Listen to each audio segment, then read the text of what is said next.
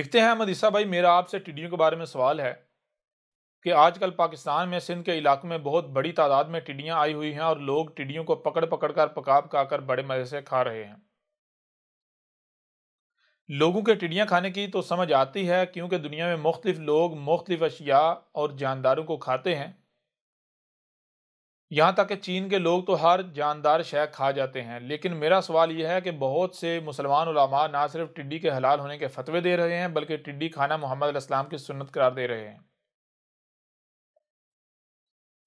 अहमद ईसा भाई, क्या यह हकीकत है कि मोहम्मद अलैहिस्सलाम ने टिड्डियां खाई या टिड्डी को हलाल कहा? अलबत्ता जहां तक मेरा इल्म है, जहां तक मुझे याद पड़ता है, मैंने कहीं अहादीस में यह बात पढ़ी थी कि एक सहाबी ने मोहम्मद अलैहिस्सलाम से हलाल और हराम के बारे में सवाल किया तो मोहम्मद अलैहिस्सलाम ने कहा कि जिस शय के बारे में तुम्हारे दिल में ज़रा सी भी खटक पैदा हो उसे हराम समझ कर तर्क कर दो, यानी वही शय हलाल है जिसके हलाल होने के बारे में पुख्ता यकीन हो। और हलाल शय के बारे में दिल में खटक पैदा हो ही नहीं सकती और टिड्डियों को देखा जाए तो उन्हें खाते देकर मतली आ जाती है, तो ये किस तरह हलाल हो सकती हैं? यहाँ तक कि इनके बारे में खाने का सुनकर ही दिल मतलाना शुरू हो जाता है। प्लीज़ इस मौजू पर मुख्तसर ही सही लेकिन ज़रूर बात करें। जी, तो आपने जो सवाल अरसाल किया, आपका सवाल टिड्डियों के बारे में है कि क्या टिड्डी खाना जायज़ है, टिड्डी खाना हलाल है। और आपने ये सवाल आपने लिखा कि इसलिए किया क्योंकि बहुत सारे मुसलमान उलमा ना सिर्फ टिड्डी के हलाल होने का फतवा दे रहे हैं बल्कि वो टिड्डी खाना मोहम्मद की सुन्नत करार दे रहे हैं। तो क्या यह हकीकत है कि मोहम्मद ने टिड्डियाँ खाईं या मोहम्मद ने टिड्डी को हलाल कहा, हलाल करार दिया? तो मेरे प्यारे भाई, जिन्होंने सवाल किया है, आप और आपके अलावा जितने भी वो लोग जो इस सवाल का जवाब चाहते हैं, मैं आपसे एक सवाल करूंगा,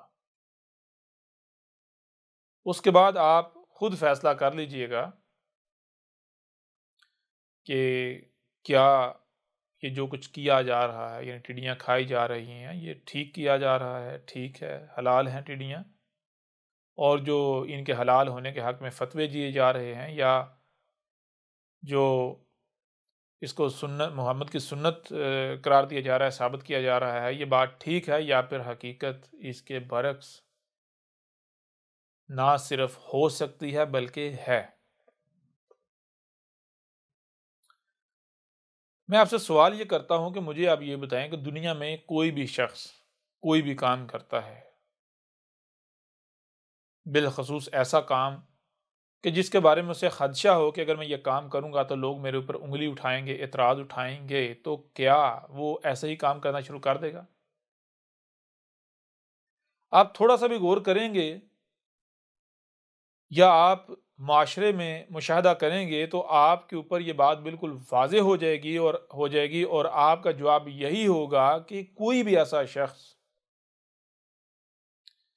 जो कोई ऐसा काम करने का इरादा रखता है, ऐसा काम करने के बारे में सोचता है, ऐसा काम करता है जिसके बारे में उसे खदशा हो कि वो काम करने से माशरे में या माशरे की तरफ से उसके ऊपर उंगली उठाई जाएगी, एतराज़ उठाया जाएगा, तो वो सबसे पहले अपने उस अमल को, अपने उस फ़ेल को, अपने उस काम को कोई ना कोई जवाज़ फ़राहम करेगा और ऐसा जवाज़ फ़राहम करेगा जो माशरे की ज़ुबान बंद कर सके, जो माशरे को उंगली उठाने से रोक सके।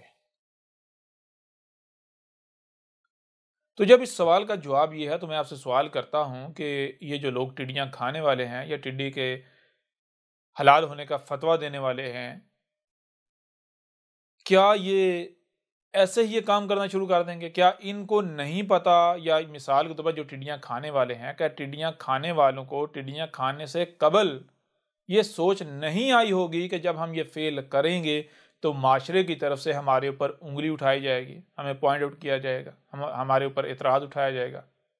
क्या उनके सामने ये बात नहीं आई होगी? ये तो मुमकिन ही नहीं कि उनके सामने ये बात ना आई हो, उनको ये सोच ना आई हो। और जब ये मुमकिन ही नहीं कि उनको ये सोच ना आई हो, यानी कि हर लिहाज से टिड्डियां खाने से पहले, टिड्डियां खाने से कबल उनमें ये सोच पैदा हुई, ये खदशात उनके सामने आए, तो फिर कैसे मुमकिन है कि वो टिड्डी खाएं और कोई जवाज भी फराहम ना करें, यानी बगैर कोई जवाज घड़े टिड्डे खाना शुरू कर दें। और फिर ये भी कैसे मुमकिन है कि वो जो जवाज गढ़ें वो ऐसा जवाज हो कि जो माशरे को उंगली उठाने से या उन पर एतराज करने से रोक ना सके। ये तो मुमकिन ही नहीं। फिर दूसरी बात, जो टिड्डी के हलाल होने का फतवा देने वाले हैं या टिड्डी को हलाल करार देने वाले हैं, ख्वाह वो कोई भी क्यों ना हो, कोई ही क्यों ना हो, क्या उसे टिड्डी के हक में, टिड्डी के हलाल होने पर का फतवा देने से पहले, इससे कबल उसको ये सोच नहीं आई होगी, उसको ये फिक्र, ये सोच नहीं आई होगी, ये ख्याल नहीं आया होगा कि मैं जो काम करने जा रहा हूँ, जो बात करने जा रहा हूँ, इस हवाले से माशरे में आवाज़ें उठेंगी। मैं अगर टिड्डी को हलाल कहूँगा तो माशरे में आवाज़ें उठेंगी, लोग पॉइंट आउट करेंगे, लोग एतराज़ उठाएंगे, लोग सवाल उठाएंगे। क्या उसके सामने ये बात नहीं आई होगी, उसे ये सोच नहीं आई होगी, ये सवाल उसके दिमाग में नहीं पैदा हुआ होगा? तो कोई भी ये नहीं कह सकता कि नहीं जी उसके सामने ये सवाल नहीं आया होगा, बल्कि यकीनी तौर पर उसके सामने ये सवाल आया। तो अब मैं सवाल करता हूं आपसे कि क्या जब उसके सामने फतवा जारी करने से कबल ये सवाल आया, टिड्डी को हलाल कहने से कबल ये सवाल, ये ख्याल उसके सामने आया, उसके दिमाग में आया, तो फिर क्या वो ऐसे ही मुंह उठाकर टिड्डी को हलाल करार देगा, टिड्डी के हलाल होने का फतवा करार देगा, या फिर वो टिड्डी को हलाल कहने के लिए, टिड्डी के हलाल होने के हक में फतवा जारी करने के लिए कोई ऐसा जवाज तराशेगा कि जिस जवाज की बुनियाद पर कोई चाह कर भी उसके ऊपर उंगली ना उठा सके, उसके ऊपर कोई एतराज ना कर सके। ठीक है। और फिर आपको यह देखना होगा कि वो कौन सा जवाज हो सकता है कि जो लोगों को उंगली उठाने से रोक सके, लोगों को एतराज उठाने से मना कर सके। तो उसके लिए जब आप गौर करेंगे इस माशरे में, तो आपको पता चलेगा जिस तरह का ये माशरा है, इस माशरे के अंदर अगर आपने दुनिया का बुरे से बुरा काम भी करना है, कोई ऐसा काम करना है, कोई ऐसा फेल करना है जिस पर पूरी की पूरी दुनिया मुत्तफिक हो कि ये गलत अमल है, ये तबाहकुन अमल है, लेकिन अगर आप उसके ऊपर इस्लाम का लेबल लगा देते हैं, आप उसके ऊपर मोहम्मद की सुन्नत का लेबल लगा देते हैं, आप उसको ऐन इस्लाम करार देते हैं, तो वही लोग जो उस अमल को बजाते खुद हकारत की निगाह से देखेंगे, वो आपको इज्जत की निगाह से देखेंगे। वो उस अमल के ऊपर उंगली उठाने के बजाय वो भी उसके जायज होने, उसके हक होने, उसके हलाल होने के हक में आवाज उठाने वालों के साथ खड़े हो जाएंगे। और आप खुद देख सकते हैं इस माशरे का मामला, कि इस माशरे में कोई ऐसा काम जो दुनिया का सबसे बड़ा जुर्म ही क्यों ना हो, उसको अगर मोहम्मद की सुन्नत डिक्लेयर कर दिया जाए, उसको अगर ऐन इस्लाम डिक्लेयर कर दिया जाए, तो ना सिर्फ हर कोई या अक्सरियत उस अमल को, उस फेल को हलाल समझना शुरू हो जाती है, बल्कि जो उस अमल को करता है उल्टा उससे हीरो बना लिया जाता है, और जो उसके खिलाफ बात करेगा उल्टा उसको अपना दुश्मन मान लिया जाएगा, हालांकि वो उनका खैर हुआ होगा। ठीक है। तो अब आप खुद गौर करें। सबसे पहली बात तो ये है कि टिड्डी खाने वाले और टिड्डी के हलाल होने का फतवा देने वाले, क्या वो ऐसा जवाज नहीं गढ़ेंगे जिसकी बुनियाद पर जो है वो लोगों की ज़बानें बंद कर सकें? और फिर सबसे बेहतर जवाज क्या है? सबसे बेहतर जवाज तो यह है कि इस्लाम का लेबल लगा दिया जाए। ठीक है ना। और इसके अलावा जरा गौर करें, मैं आपसे एक सवाल करता हूं, एक और सवाल करता हूं, आपके सामने रखता हूं। दुनिया में किसी भी शख्स को ले लें, कोई भी ऐसा शख्स जो कोई काम करता है, कोई फेल फेल अंजाम देता है, कोई भी, या कोई काम करने के बारे में सोचता है, कोई फेल अंजाम देने के बारे में सोचता है, तो क्या उस वक्त जब वो उस काम को कर रहा होता है, उस फेल को अंजाम दे रहा होता है, क्या वो उसे गलत कहता है? ख्वाह वो गलत हो ही क्यों ना, ख्वाह पूरी की पूरी दुनिया उसके गलत होने पर इत्तफाक ही क्यों ना करे, क्या वो शख्स उसे गलत कहेगा या फिर वो अपनी नजरों में उसे जायज करार देकर बैठा हुआ होगा और उसके जायज होने के हक में, उसके हक में वो कोई ना कोई जवाज गढ़ के उसने रखा हुआ होगा, उसके पास कोई ना कोई जवाज होगा, ख्वाह बाद में उसको पछतावा हो कि मैंने जो किया था गलत किया था, लेकिन जिस वक्त वो अमल कर रहा होगा उस वक्त उसके पास कोई ना कोई जवाज जरूर होगा। तो मैं आपसे सवाल करता हूं कि जब दुनिया में कोई भी शख्स यहां तक कि कत्ल करने के बारे में सोचता है या कत्ल करता है किसी का, तो उसके पास भी कोई ना कोई जवाज होता है, वो कोई ना कोई जवाज उसने गढ़ा हुआ होता है, बगैर जवाज के वो नहीं करता। तो जिन्होंने टिड्डियां खाने के बारे में सोच लिया है, तहैया कर लिया है, इरादा कर लिया है, तो आप उन्हें खाने से रोक सकते हैं? आप उन्हें ये मनवा सकते हैं कि नहीं भाई ये जो कर रहे हो ये गलत कर रहे हो, ये ठीक नहीं है? मनवा सकते हैं। जब उन्होंने तहैया कर लिया है तो वो उस वक्त तक उसे सही ही कहेंगे, ठीक ही कहेंगे, वो जवाज घड़ के रखेंगे जब तक कि वो प्रैक्टिकली उसके नुकसानात का सामना नहीं कर लेते, वो उसके नताइज का सामना नहीं कर लेते, जब तक कि पछतावे का वक्त नहीं आ जाता। जब तक उन्होंने खानी है, आप जो जी चाहे कर ले, वो नहीं मानेंगे क्योंकि उनके पास जवाज है। वो कहेंगे हम गलत थोड़ी कर रहे हैं, हम तो ठीक कर रहे हैं। बिल्कुल इसी तरह जिन्होंने टिड्डी के हक में फतवा देना है, उसे हलाल करार देना है, जब उन्होंने ये काम करना है तो वो आपकी सुनेंगे, वो आपकी मानेंगे, सवाल ही पैदा नहीं होता। वो तो उसे जवाज फराहम करेंगे, और जवाज जो है वो सबसे बेहतर जवाज क्या है वो आपको बता दिया। ये माशरा कौन सा है, इस माशरे के अंदर जो है दुनिया का सबसे बड़ा जुर्म करना, उसके ऊपर इस्लाम का, मोहम्मद की सुन्नत का लेबल लगा दो, खुल के करो, आप उल्टा हीरो बन जाओगे। फिर इसके अलावा कुछ और पहलू है, मैं उन पहलुओं से आपके सामने जो हकीकत है वो आपके सामने रखता हूं। देखें, पहली बात तो यह है कि ये लोग जो टिड्डी के हलाल होने का फतवा देने वाले हैं, मैं आपसे सवाल करता हूं कि क्या इनके सामने ये बात नहीं आई होगी कि जब हम इसे हलाल कहेंगे, इसके हलाल होने का फतवा देंगे, तो लोग इतराज उठाएंगे, लोग सवाल उठाएंगे? क्या ये बात सामने नहीं आई होगी? जरूर आई होगी।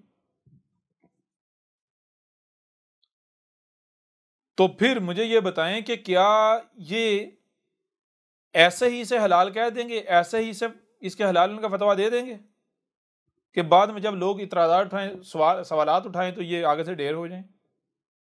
सवाल ही पैदा नहीं होता, बल्कि ये किसी ऐसी बुनियाद पर इसे हलाल कहेंगे, किसी ऐसी बुनियाद पर इसके हलाल होने का फतवा देंगे कि जहां इनको यकीन हो कि कोई इतराज उठाएगा भी तो ढेर हो जाएगा, वो इतराज उठाने के बाद कायम नहीं रह सकेगा हमारे सामने।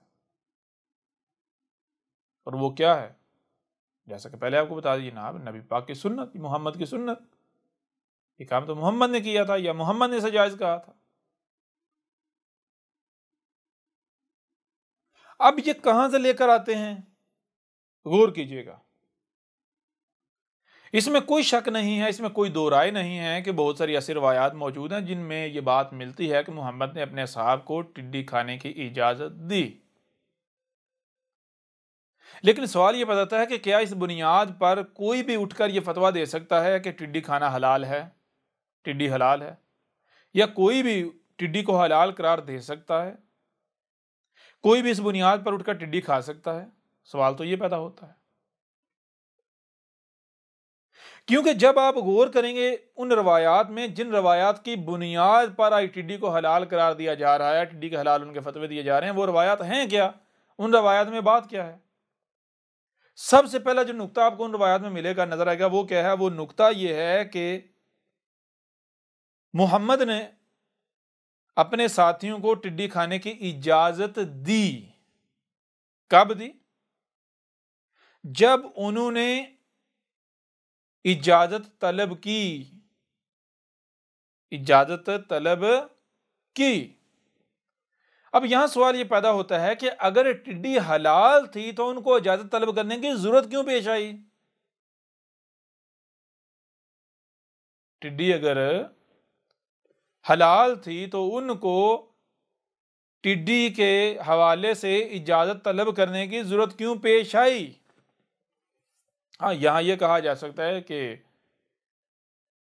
हो सकता है उसके पहले उनको इल्म ना हो और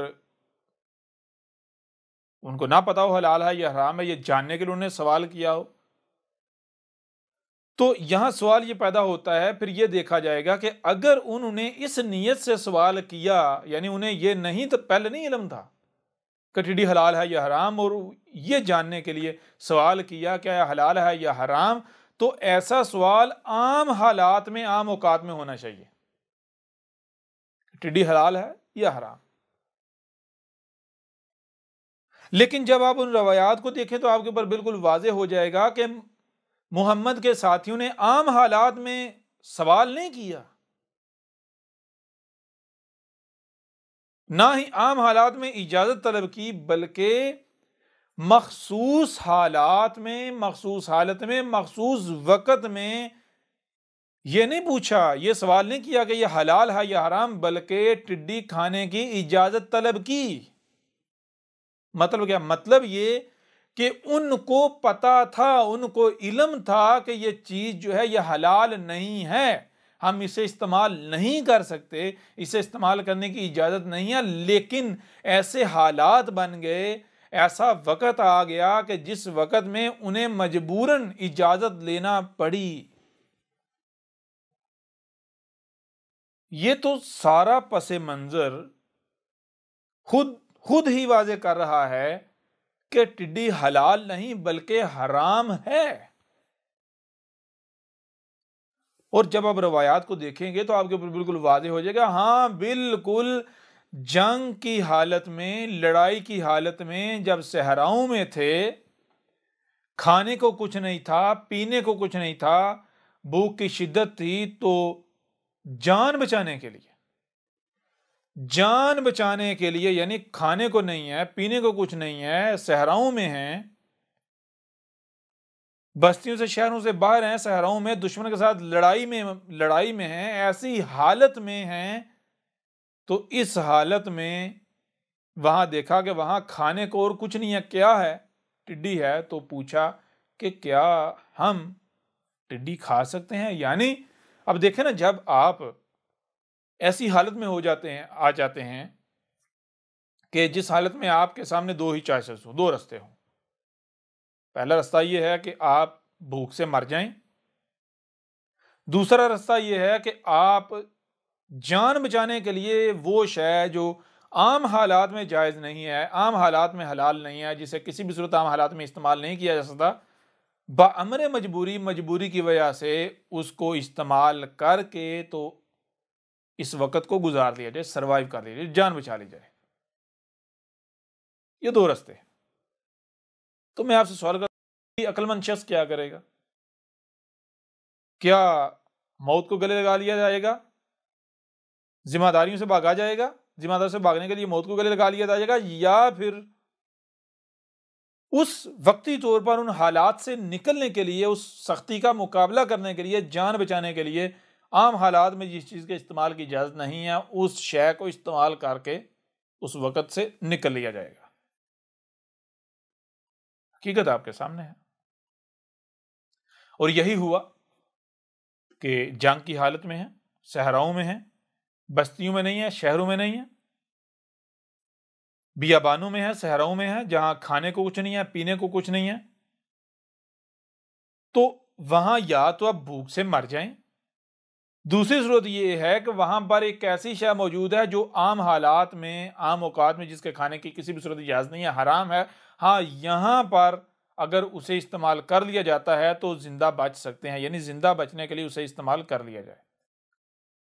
तो इसके लिए मोहम्मद के असहाब ने, साथियों ने मोहम्मद से इजाजत तलब की कि ए अल्लाह के भेजे हुए, कि क्या क्या इस सूरत में, इस हालत में हम टिड्डी को इस्तेमाल कर सकते हैं।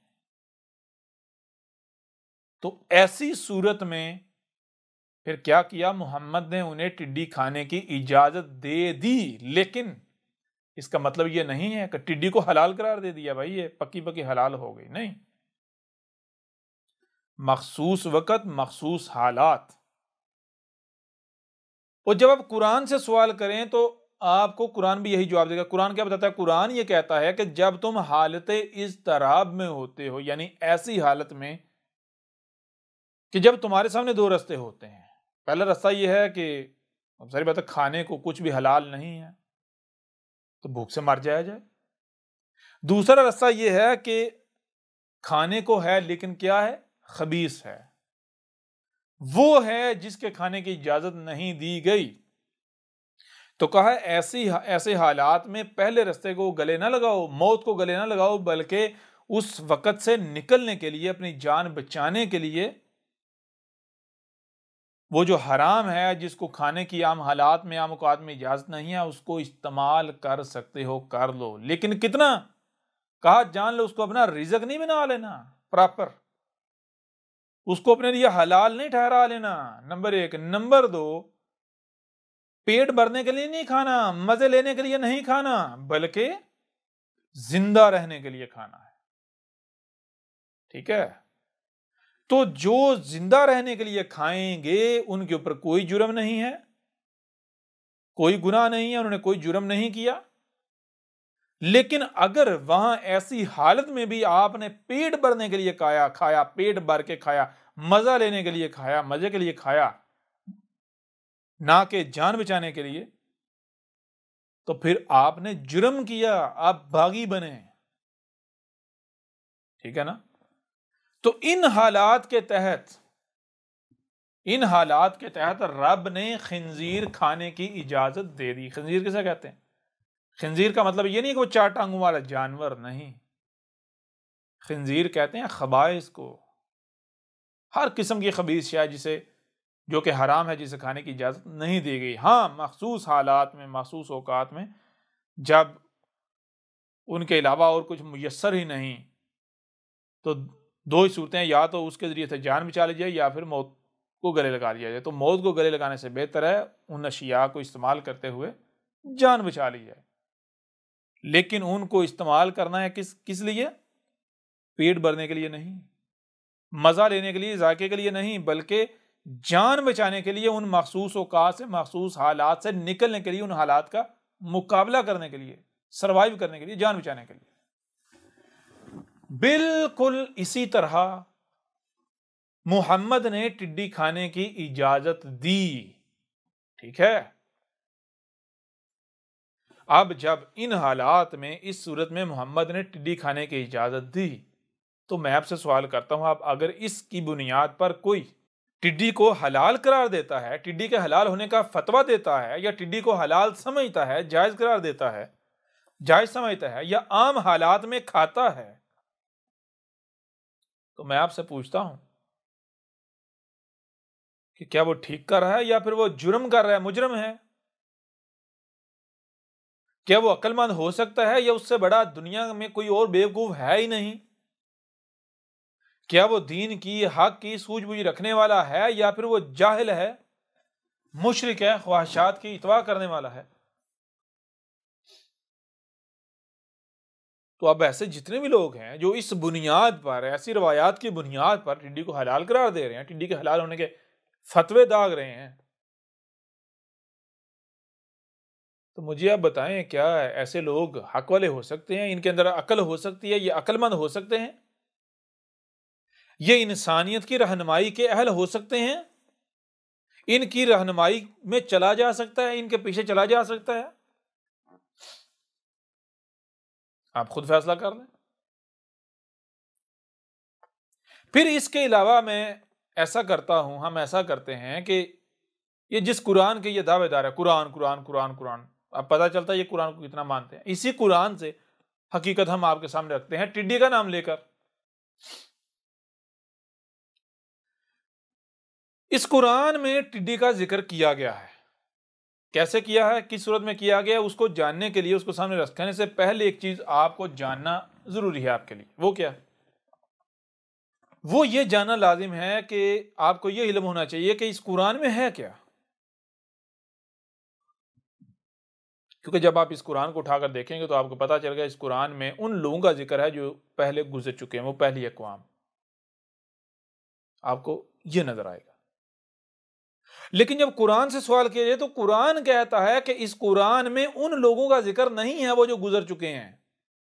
यानी कुरान कहता है कुरान में असातीरुल अव्वलीन नहीं है। अल अव्वलीन वो जो इस कुरान से पहले गुजर चुके हैं, उनकी लाइनें नहीं है इस कुरान में, बल्कि कुरान कहता है इस कुरान में तुम्हारा जिक्र है।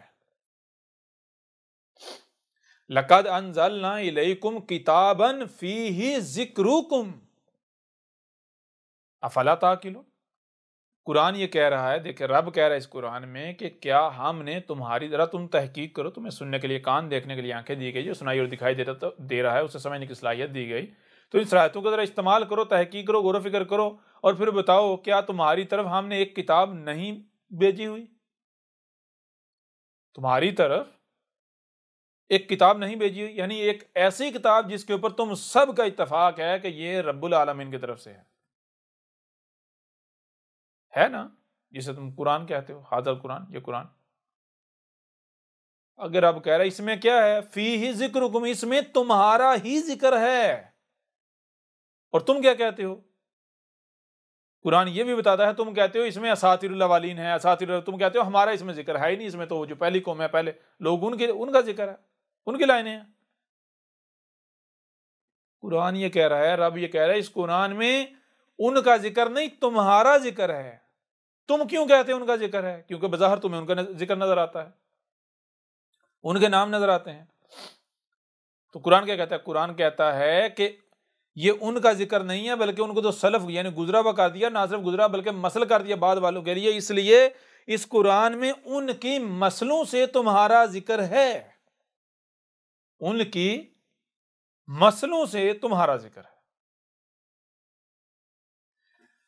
यानी ये बात आपके ऊपर वाज़ेह होनी चाहिए कि ये जो कुरान है, इस कुरान में वो जो पहले वाले लोग हैं जिनका आपको कुरान में नाम नजर आता है, उनका जिक्र नहीं है, बल्कि उनकी मसलों से आपका जिक्र है।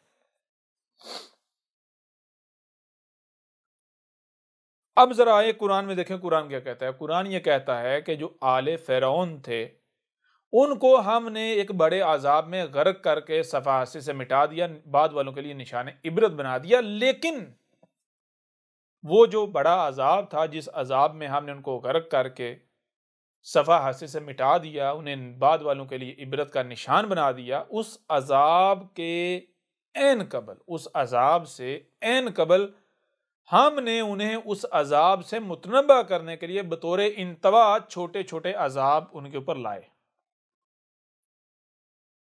छोटे छोटे अजाब उनके ऊपर लाए। क्यों लाए? ताकि वो मुतनबा हो जाएं और वो रुजू करें हमारी तरफ, रब की तरफ अपना रुख कर लें, वो फसाद से बाज आ जाएं, रब के साथ दुश्मनी से बाज आ जाएं और अजाब अजीम से, अजाब अलीम से बच जाएं, निशानी इबरत बनने से बच जाएं। लेकिन क्या हुआ, वो जो छोटे छोटे अजाब हम उनके ऊपर लाए, उन्होंने उन अजाबों को लाइटली लिया, उन्हें नजरअंदाज कर दिया और अपनी सरकशी के ऊपर डटे रहे, कायम रहे, अपनी रवश को बरकरार रखा। और नतीजा क्या निकला? नतीजा ये निकला कि फिर वो बड़े अजाब का शिकार हुए और निशाने इबरत बना दिए गए बाद वालों के लिए। अब मैं आपसे सवाल ये करता हूं कि क्या आप जानते हैं कि वो जो छोटे छोटे अजाब जो उस बड़े अजाब से कबल अजाब उनके ऊपर लाए गए, वो अजाब कौन से थे? कुरान कहता है मेंढकों का अजाब, यानी मेंढक पैदा हो गए, मेंढक, उनके घरों में मेंढक फुदक रहे हैं। और अभी थोड़ा माजी में जाए, आज भी जो मुख्तलिफ इलाके हैं आप देखें, क्या होता है, शाम को रात को मेंढक निकलते हैं, छोटे छोटे जो बस्तियां हैं, रिहायशी एरिए हैं, वहां पर वो मेंढक पैदा होते हैं मट्टी के अंदर, बिलों में, और निकलते हैं और वो घरों में फुदकते हैं, खाने की जगहों पर इधर उधर वो मेंढक घूम रहे होते हैं। बिल्कुल इसी तरह उस वक्त मेंढकों का अजाब, फिर उनके आटे, उनके खाने की चीजों में सुसरियां, कीड़े पैदा हो जाने, वो अजाब।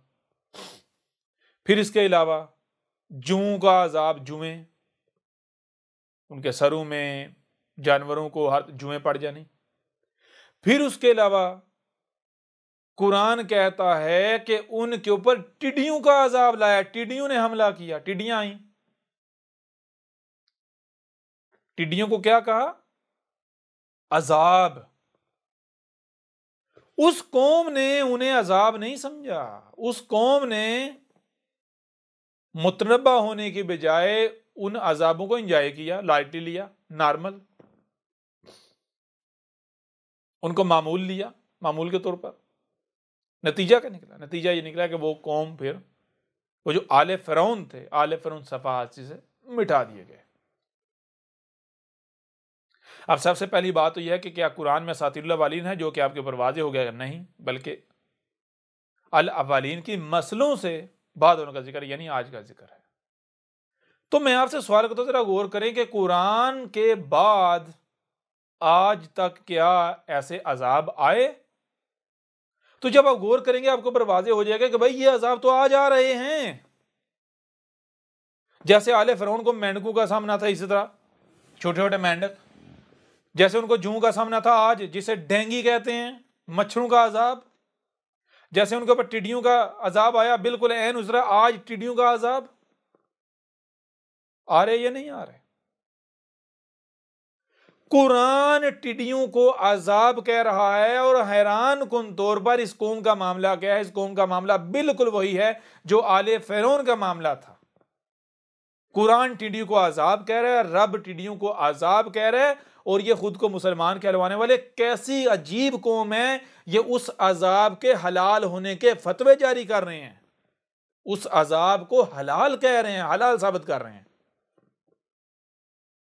इससे बड़ी बेवकूफ जाहिल कोई कौम और हो सकती है कि जो रब के अजाब को खुद हलाल करार दे अपने ऊपर? रब का अजाब आ रहा है और वो अजाब के हलाल होने के फतवे दिए जा रहे हैं। रब अजाब भेज रहे हैं और ये अजाब को रोस्ट कर करके मजे ले रहे हैं, एंजॉय कर रहे हैं। कैसी कौम है?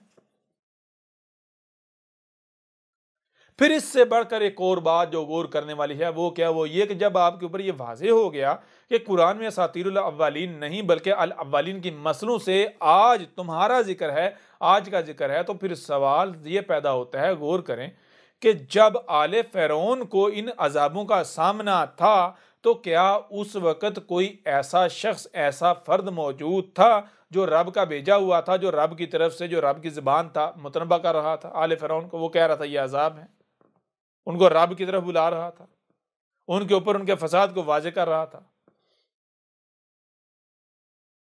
तो कुरान बताते हैं हाँ बिल्कुल। कौन था? मूसा था।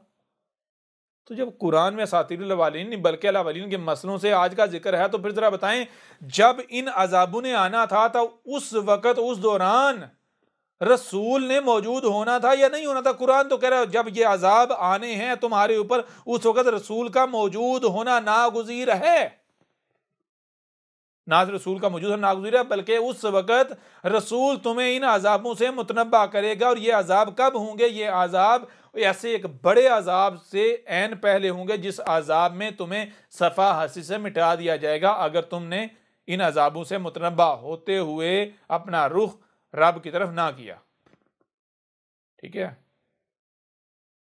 अगर तुम मुतनबा होकर रब की तरफ रुख कर दोगे तो अजाब अजीम से, बड़े अजाब से बच जाओगे, सफा से मिटने से बच जाओगे, बाद में के लिए निशानी इबरत बनने से बच जाओगे। लेकिन अगर तुमने भी आले फिरौन की रवश इख्तियार की तो फिर तुम्हारा अंजाम भी वही होगा जो आले फिरौन का हुआ था। और कुरान क्या बताता है? कुरान बताता है कि इस कौम का इंजाम भी बिल्कुल वही होना जो आले फिरौन का हुआ था। जैसे आले फिरौन मुतनबा नहीं हुए थे, रसूल के हर लिहाज से खोल कर मुतनबा करने के बावजूद मुतनबा नहीं हुए थे, बिल्कुल कुरान कह रहा है इसी तरह, उन्हीं की तरह ये जो खुद को मुसलमान कहलवाने वाले हैं ये भी मुतनबा नहीं होंगे, ये भी अजाब में सफासी से मिटेंगे, इबरत का निशान बनेंगे। और यहां गौर करने वाली जो बातें हैं वो क्या है? वो सबसे पहली बात यह कि कुरान टिड्डियों को अजाब कह रहा है, नंबर 1। नंबर 2, कुरान ये बता रहा है कि जब ये टिड्डियों का अजाब आएगा तुम्हारे ऊपर तो उस वक्त रसूल मौजूद होगा। तो जरा गौर करें, टिड्डियों का आना, टिड्डियों का अजाब आना, ये टिड्डियां तो गवाही दे रही हैं इस बात की कि ए खुद को मुसलमान कहलवाने वालों, इस गौर करो इस वक्त तुम में रब का बेचा हुआ मौजूद है। क्योंकि टिड्डियां तो ये बता रही हैं हमने तो आना ही तब था जब तुम में रब का भेजा हुआ मौजूद होना था। और ये कौन बता रहा है? ये कुरान बता रहा है। क्यों? कुरान में असातीरुल अव्वलीन नहीं है। टिड्डियों का आना तो इस बात की गवाही है कि तुम में रब का भेजा हुआ मौजूद है जो तुम्हें इन अजाबों से खोल खोल कर मुतनब्बा कर रहा है। और यहां किसी के कान पर कोई जूं रेंग रही? बिल्कुल नहीं रेंग रही। क्यों नहीं रेंग रही? क्योंकि बता दिया भाई कुरान में सतीरुल अव्वलीन नहीं बल्कि उनके मसलों से तुम्हारा जिक्र है। तो अगर तो उस वक्त आले फिरौन जो है उनके कानों पर कोई जूं रेंगी थी तो इनके कानों पर भी जूं रेंग जाएगी। अगर इनके कानों पर जूं रेंगनी होती तो कुरान में जहां आले फिरौन का जिक्र किया गया वहां आले फिरौन का नहीं बल्कि किसी ऐसी कौम का जिक्र किया जाता जिनके कानों पर जूं रेंगी थी। लेकिन जब कुरान ने आले फिरौन का जिक्र किया है, ऐसी कौम का, उन लोगों का जिक्र किया है जिनके कानों पर जूं नहीं रेंगी थी, तो इसका मतलब क्या है? कुरान ये बता रहा है कि इस कौम के कान पर जूं नहीं रेंगेगी, इनका इंजाम भी वही होगा जो आले फिरौन का हुआ था। इनको मुतनबा करना ना करना एक बराबर है, लेकिन इनको मुतनबा करना लाजिम है ताकि कल को ये कोई बहाना ना बना सकें, कोई उज़र ना पेश कर सकें, ताकि इनके ऊपर हुज्जत कर दी जाए। बाकी इनको मुतनबा किया जाए या ना किया जाए बराबर है, ये नहीं मानने वाले। हाँ, इसका मतलब ये नहीं है कि हम जो है मुतनबा ही ना करें, बल्कि हम तो मुतनबा करेंगे। क्यों मुतनबा करेंगे? इसलिए मुतनबा करेंगे क्योंकि अगर बगैर मुतनबा किए इन्हें अजाब दे दिया तो कल को कहेंगे कि अगर हमें अजाब देने से पहले मुतनबा किया गया होता तो हम मान जाते। तूने बगैर मुतनबा किया अजाब दे दिया, कसूर तो तेरा, हम तो मान जाते। इसलिए मुतनबा किया जा रहा है ताकि इनके ऊपर हुज्जत कर दी जाए, कल को ये किसी किस्म का कोई बहाना पेश ना कर सके। फिर इसके अलावा कुरान क्या बताता है? सूरह दुखान उठाकर देख लें। जैसे आले फिरौन के ऊपर बड़ा जो अजाब आया था, वो बड़ा अजाब अलीम, अजाब अजीम, उससे ऐन कबल छोटे छोटे अजाब आए थे। तो कुरान बताता है कि इस कौम पर भी उनकी मसल वो छोटे छोटे अजाब आएंगे ऐन बड़े अजाब से कबल। वो अजाब कौन से होंगे? उनमें से कुरान बताता है कि एक होगी दुखानिन, गैसें। ये क्या होंगे? सारे अजाब। और यहां ये बात भी जान लें कि जो अजाब है, अजाब रब की क्रिएशन नहीं होता। अजाब इंसानों के अपने ही मुफसिद अमाल के नताइज का नाम होता है। इंसानों के अपने ही हाथों से किए हुए मुफसिद अमाल के जो नताइज होते हैं उसे अजाब कहा जाता है। ठीक है? तो दुखान, कुरान कह रहा है कि जब दुखान आएंगी तो उस वक्त क्या होगा? जैसे आले फिरौन में हमारा रसूल मौजूद था मूसा मुतनबा करने, बिल्कुल उसी तरह तुम में जब दुखान आएंगी वो गैसें रात की मानंद, धुएं की मानंद तुम्हें डांपे हुए होंगी। उस वक्त तुम में हमारा रसूल मौजूद होगा जो तुम्हें खोल खोल कर मुतनबा कर रहा होगा, जो ये कह रहा होगा कि ये अजाब है, ये अजाब अजीम है। तो जरा गौर करें कि क्या आज ये अजाब नहीं आ रहे? डेंगी हो गया, मेंढक हो गए, टिड्डियां हो गई, इसके अलावा कत्लो गारत के हो गए, आपस में एक दूसरे की गर्दनें उड़ाने वाले, तफरका हो गया, दुखान इन हो गई। ये सारा कुछ, जब ये सारा कुछ हो रहा है तो ये तो तब होना था जब रसूल मौजूद होना था।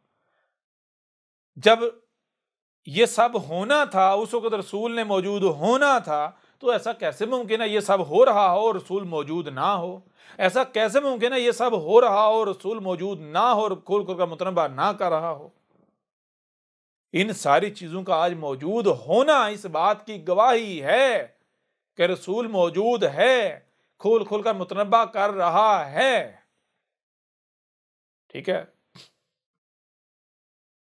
फिर इसके अलावा टिड्डी को एक और पहलू से आपके ऊपर वाज़ेह करते हैं। आप पूरा कुरान उठा के देख लें, रब ने बार बार कहा कि जो रब का रिज़्क है तुमने वो इस्तेमाल करना है, वो उसके अलावा रिज़्क इस्तेमाल नहीं करना। मैं आपसे सवाल करता हूं कि क्या ये जो टिड्डियां हैं इनका खालिक रब्बुल आलमीन है? अगर कोई ये कहता है कि टिड्डियों का खालिक रब्बुल आलमीन है, तो इसका मतलब ये है कि वो ये कह रहा है कि रब जो है वो सुभान नहीं है, रब के लिए हमद नहीं है, रब ऐबदार खलक करता है। क्यों? क्योंकि टिड्डियां जो हैं ये तो ऐबदार हैं। टिड्डियां तो जहां भी जाती हैं तबाही मचा देती हैं, ये तो शर फैलाती हैं। क्या रब ऐसी तख्लीक करेगा? सवाल ही पैदा नहीं होता।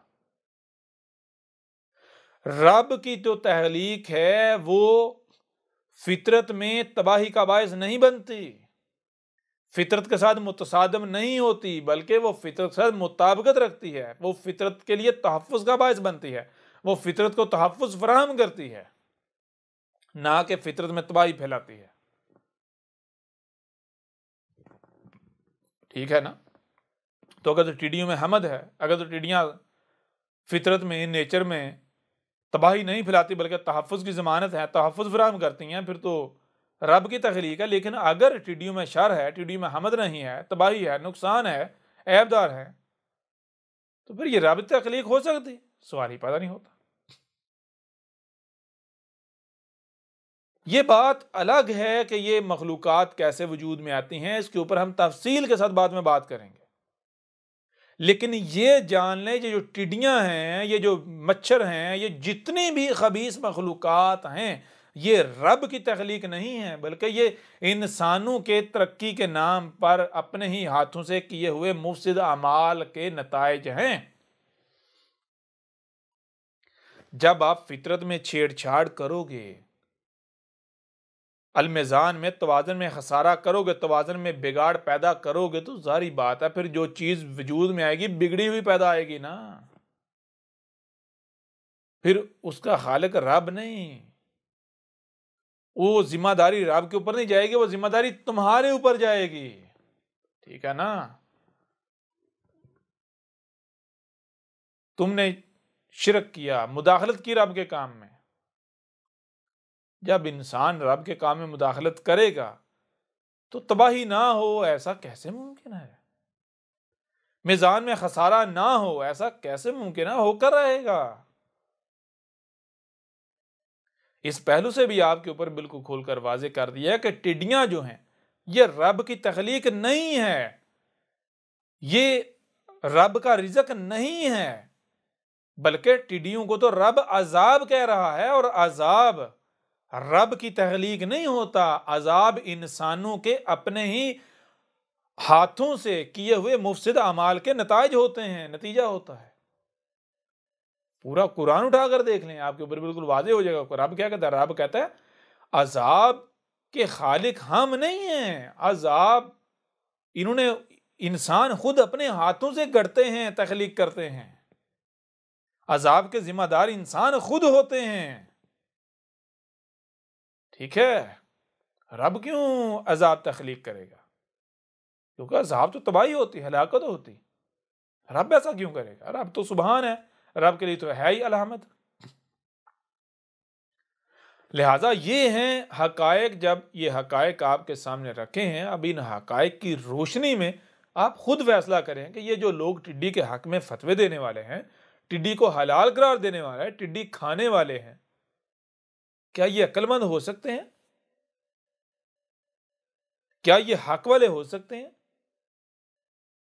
जब ये टिड्डियां खाएंगे तो ये खुद क्या बनेंगे? टिड्डी क्या करती? तबाही नहीं फेरती? तो जब ये टिड्डियां खाएंगे तो फिर ये भी तो वही हरकतें करेंगे।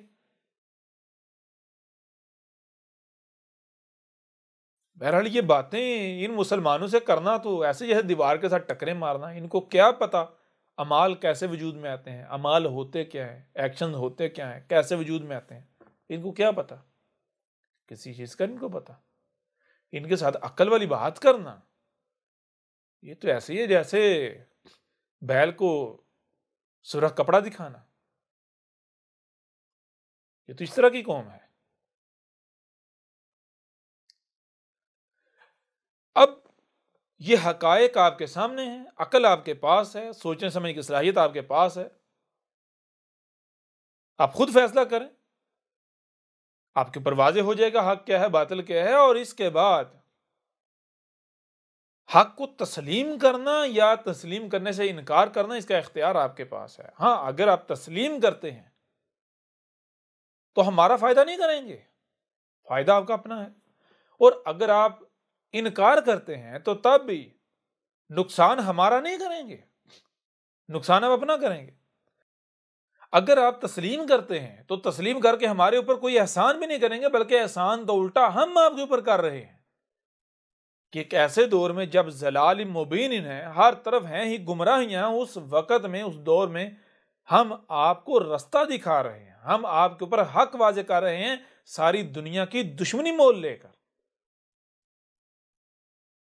किसी दुश्मन की परवाह किए बगैर हम आपके ऊपर हक वाज़े कर रहे हैं, आपको रास्ता दिखा रहे हैं, चिराग लेकर आपके सामने खड़े हैं।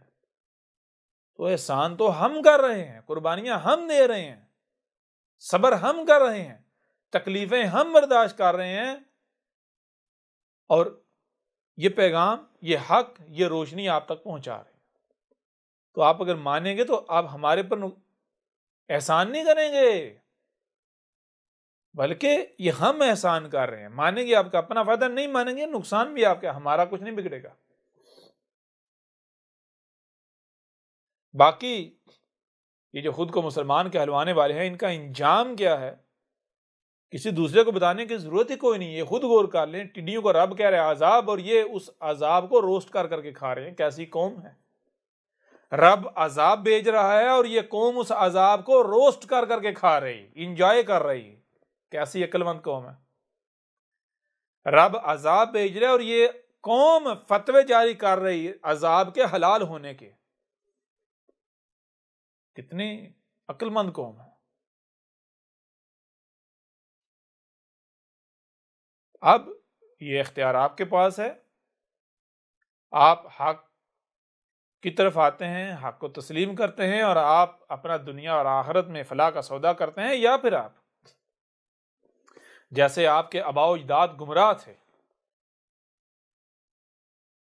आप बंदर बनते हुए उन्हीं के नक्शे कदम पर चलते हैं, जो कुछ उनसे मुंतकिल हुआ उसी के ऊपर चलते हुए अपने लिए दुनिया और आखिरत में हलाकत का सौदा करते हैं।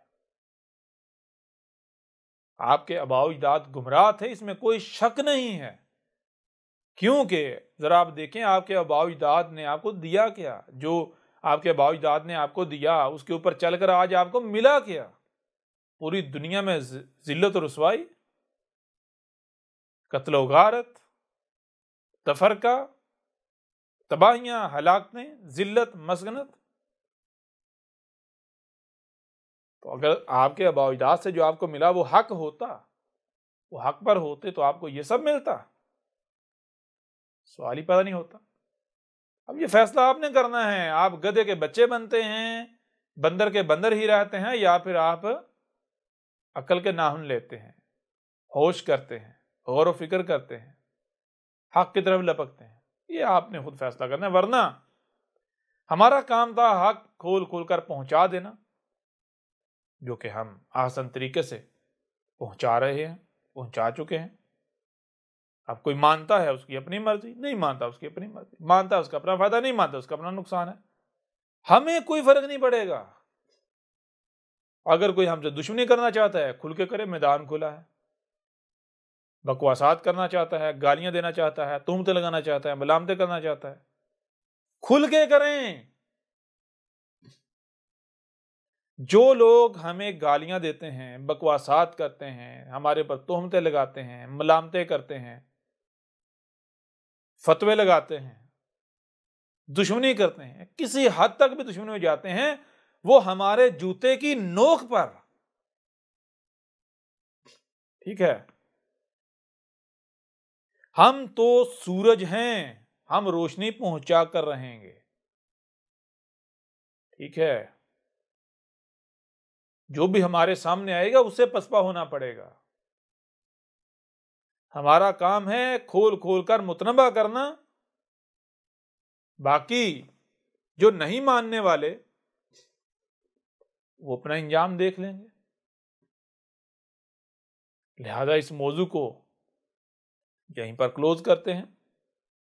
अब यहां तक अगर किसी को लगता है कि हमारे सवाल का हमें मुकम्मल जवाब नहीं मिला या कहीं किसी पहलू से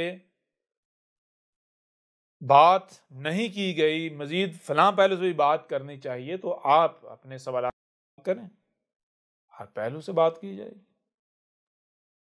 लिहाजा आप बढ़ते हैं अगले सवाल की तरफ और बात करते हैं अगले सवाल पर। अहमद ईसा कौन है? क्या आप अहमद ईसा को जानते हैं? अहमद ईसा वो है जिसने उन बातों पर से पर्दा उठाया है जिस पर आज हर कोई इख्तलाफ कर रहा है। हक और बातिल की पहचान अब इंतहाई आसान।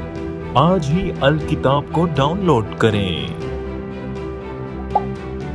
मजीद वीडियोस के लिए अहमद ईसा के YouTube चैनल को विजिट करें और चैनल को सब्सक्राइब करना मत भूलिएगा।